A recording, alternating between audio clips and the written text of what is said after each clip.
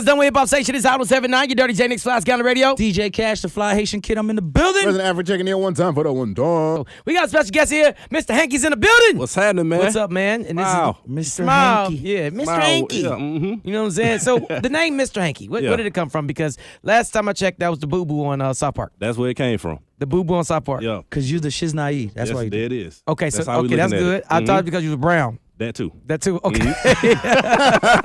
So how's everything been going, man? Hey, man, everything, it's been crazy, man. Like, this record has taken off, like, overnight, literally. So we're talking about Lil Duval, Smile, Biat. Yeah. You know what I'm saying? So Yeah. what actually, give me the whole process because this is an interesting thing that actually happened for the creation of this record, man.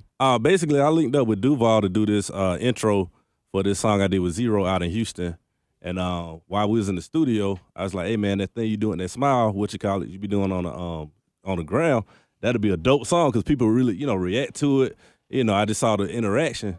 And literally, I just played like one beat and I played the next beat. And he fell in love. That was it. This is all of it, just a thought idea, just like, hey, this might be a dope song. Yeah, because he did the intro, and then while he was doing the intro, he was like, what else should I put? I said, put that Smile thing in there. And it sounded good on the song with Zero. It's called All These with Hollywood Baby out in Dallas. Right. And it just sounded good. So we sent up in the studio, me, him, and the engineer, and that was it. That crazy. So what happened? How did Snoop and Ball Grease get involved? So what had happened was, like when we did it, I literally just flew the Smile throughout the song, and I ain't hear nothing from back for like a month and a half. And he just texted me like on a Sunday morning, like, hey man, Snoop sending in his vocals. I like, Snoop who? He like, Snoop. I was like, oh, okay. And then he was like, man, Ball Grease is sending it. It literally happened like So is this something like he's taking serious now? Is he like a rapper now? I think I don't know, man. He's just Lil Duval. Yeah, he's Duval, man. I can't put a label on him, man. Like to be in the studio with him is crazy. Cause it's like, as silly he is, and he tells jokes all the time. But when he knows what he wants on a record. Right. So he just locked in. So that part of it's funny. Just seeing him be serious because you don't know if he's joking or not. Right. But it just flows so naturally. He's not like an 18-year-old or millennial. Right. You know what I'm saying? So for him to come out as a comedian and just a new record, you know what I'm saying? To him to be a new record, that's kind of amazing of where the game is right now as far as music. Like anybody got a shot. Everybody got a shot. So do you think there's going to be a whole lot of old niggas trying to rap now? That's what I want to know. I think it's already going on. But I think, you're going to see a lot of comedians, a lot of, actors, a lot of everybody. Because I think Duval just to kind of open up the game. Yeah, he made it harder for a lot of, rappers, who've been trying for a long time because of his platform. Right. And he's not really trying to be, serious or, have a message. He's just having fun. You can never compete with fun. Right. It's, it's just, it goes over, territory lines, neighborhood lines. Everybody want to have fun. And the record feels good. Yeah, it feels good. And I think you're wrong. I think he actually does want to have a message because he literally, if you look at some of Duval's posts and analyze how he posts stuff, sometimes he always has a message in some of his posts. Oh yeah. Might be rude and cussing.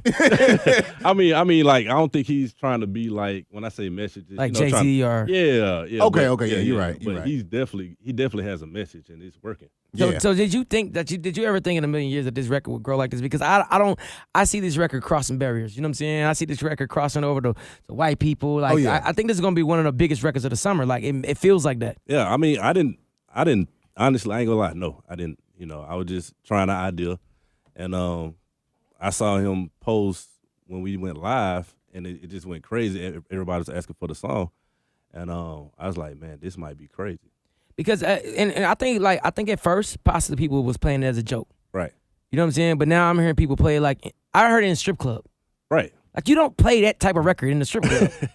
I mean, it's crazy though. Like even when when I was in Opium Saturday with Cash. And literally, my cousin was with me the whole time. She was like, tell them to play your song. Tell them to play. Like, that never happens, for somebody to be, like, really asking you to play a song that you did. Right. And when I played it, they went crazy. Like, crazy. But see, that's what I'm saying. I think that people do ask to play your songs. People just don't know because you kind of like incognito. Right. You know what I'm saying? You be in the cut. You don't wear no jewelry. You know what I'm saying? You like a regular smuggler guy. Just like cool guy. You know what I'm saying? But you don't really like hold yourself for everything you've done. Like run down some of the records you done and you been part of. Of course, we got to start with Smart Girl, Dumb Booty. Okay, I was on that. What's Which up? was another record that was similar to this. We were just trying stuff, just having fun. Walk Around the Club, F Everybody. Most recently, California record with Young Dolph, Colonel Loud, Rico Barrino, Luke Nasty on the way, went gold. I think it might be platinum now. And now, the Nick Cannon record with Fat Joe, Luke Nasty. And now, Duval, Snoop, and Ball Greasy. I don't know what it is, but it was like probably for a good year and a half, 2 years. Every time I played Walk Around the Club, he would just be walking in the club. Right? Am I lying? Almost every it was time. God's plan, man. Every time I be playing that record, he'll be walking in the club. I mean, It's I got to crazy. salute to Hankies. I feel like the reason why you always keep a pulse of what's going on, you know what I'm saying, and be able to, you always talk about just interrupting what's going on now. Like a lot of people in Atlanta always try to do the same things, but when you interrupt it and you thought something different, but the beat slamming, the song is dope, the structure of the song is dope, it always seems to win. Like, what's your key to that success? Oh, it's simple, man. I used to be a DJ as well, and it's as a DJ, both of y'all been in clubs, so y'all know what's missing. Mm-hmm. You know what they tired of hearing. You know what the next vibe, what it needs to be. Mm-hmm. So I just take that into account instead. I don't even honestly listen to what's going on in the clubs. I just look at what's not going on. Mm. Who you like working with the most? Like, because your range, Stewie Rock! Of course, Stewie. Now, come on, That's my man. dog. like your range has been, because you work with some of the, Dolph been on a record, then Right. you have, Stewie Rock makes the girls twerk. You know what I'm saying? That's like a nice broad spectrum. You know what I mean? Honestly, man, it's just it's just about the artist that's really trying to, do something different. You meet a lot of kids and I want a record like Migos or Future or, Right. and it's just like, nah, let's just, but I just like having fun, Right. period. So if the record's about fun and they got a good feel to it, I'm all for it. Right. Yeah. So what's next for Mr. Hanky? Like, you know what I'm saying? Like, I know you've been doing a lot more interviews now. It's almost like you don't have a choice now. Yeah, I don't. I'm They gonna calling start for you. buying jewelry and renting cars like all the other rappers. Don't do it. I'm riding with you, so let's do it. I mean, Don't do it. I think Don't do it. But one thing I think Zaytoven said in an interview I saw recently, he said something about how a lot of these rappers want to spend money with, or not even just rappers in general, but people who want to purchase something, who want Right. to purchase something from somebody who looks like they have money. Right. What do you think about stuff like that? I mean, that's very true. But it's levels to that as well. Yeah. You know what I'm saying? Like, you can still look like you got money, but without a "don't rob me" sign. The rob me sign. Yeah. You got on 12 chains, and it's dangerous. But it is what it is. You still got to do it. Yeah, you seem like you just enjoy just being able to walk around. Nobody knows. Like, hey, this is my song. You guys don't even know that I'm Mr. Hanky. And you just be like, because I see you in the crowd. You're not a really no VIP guy. You're not I'm sitting in the section. Like, you might be in the corner by the bar. Yeah, that's it. Really connected with the people. That's all it's all about, man. So what is that like? Like, what you say connecting with the people. What does that mean? Like, Because you gotta explain that. understand, man. Like, the club is made up, and everything is made up of the people. So in every club, the VIP is only a small section of the people that came out, and 9 times out of 10, they're promoters or somebody who's paid to be there. So they're not really the actual vibe of the party. They just the job, But when you walk through that crowd, you meet people who ain't never been to Atlanta. They ain't never heard Cash Rock. They ain't never heard you on the mic. So you getting a real pure reaction on what they really feeling. Like, Right. you can really see if the song is really hot or not. It ain't no just because that's hot on Instagram, but they really feel it. Right. It's crazy that you say that because I think that's where the success of Lil Jon came from. Yeah. Just being able to like tap into what people would always say and turn it into a record. Yeah. You know what I'm saying? Like he's been classic for that. Like every song has been like a chant or something like that, and it always works. Like so what do you think? What do you think Atlanta needs right now? We need more songs like this. We need more fun twerk songs that ain't about money or what kind of car you drive. That's cool. Don't get me wrong. We still need that. But it's just a better variety, Right. And we got a lot of, reggae artists, just it's a huge population that listen to the Caribbean music. So we need more of those artists. We just need more diversity as a whole. So do you think it starts with the artist or does it start with the DJ supporting those particular songs? I think it starts with the artist, man, because you'll meet artists a lot of times and then they'll get frustrated and just try to, copy and paste. Right. Or DJs like me who have the first reggae show on Hot 107.9 Sunday nights, Yeah. 8 p.m. to 10 p.m. Because I think for the most part, I think for the most part, the DJs do a good job of trying to keep things diversified. Because it's not just the DJ's fault. You got promoters, you know, so and so done bought X amount of bottles, so you got to play their song, little Rudy and them from the South Side or whoever it is. So you still got to run the business, but it's really on the artist. Right. Do you think, like, when people talk about artists producers who are in Atlanta and they're doing their thing, do you think you get your just due?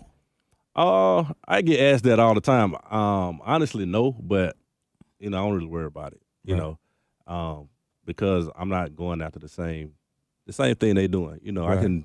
I can be on live mixtapes of my mixtapes every month, but we don't get paid for that. Right. It's cool you get popular, but Popularity don't pay the bills. yeah, them likes don't equal dollars all the time. So Right. but that's why I'm doing stuff like this now. Just to put light on certain things. Right. Okay. So as far as like, what do you look for in working with artists? You got any other artists you working with that you got in the stash? Yeah, I'm actually starting my own label right now, actually, and I'm looking for new artists. Oh wow. Yeah. So what kind of artists are you actually looking for? Man, I'm looking for stars, like people that we can, that'll be around 4 summers from now. Right. Because in the city we have a hot record every summer, Mm-hmm. and then The by artists don't be there no fall, more. Yeah. they gone. The list goes on. There's so many you can name.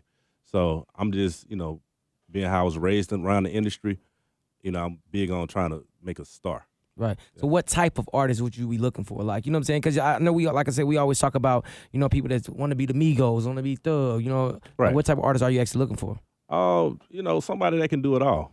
They can do a smile record. They can do a smart girl. They can go do a walk around the club. F everybody. They can go do a record with Cash. You got to be able to do all kind of records right now. Like how Khaled doing. He dropped one with Justin Bieber and Quavo. You got to be able to just be on all different kind of formats. Right.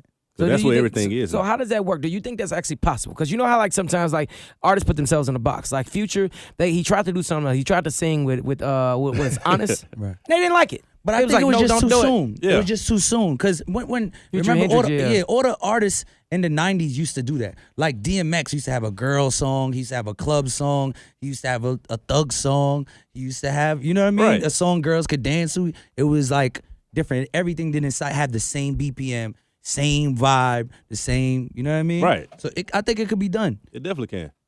So I think that's just really what it boils down to. The artist has to be committed to it. Well, I'm going to the studio tonight. I'm gonna make another Smart Girl Dumb Booty. 2018. Why not? Because I think like right now with music, it's so open. I think, like I said, and I salute you for opening up the doors. I mean, we were just talking to somebody in here about the song of the summer, and I think you might have done it.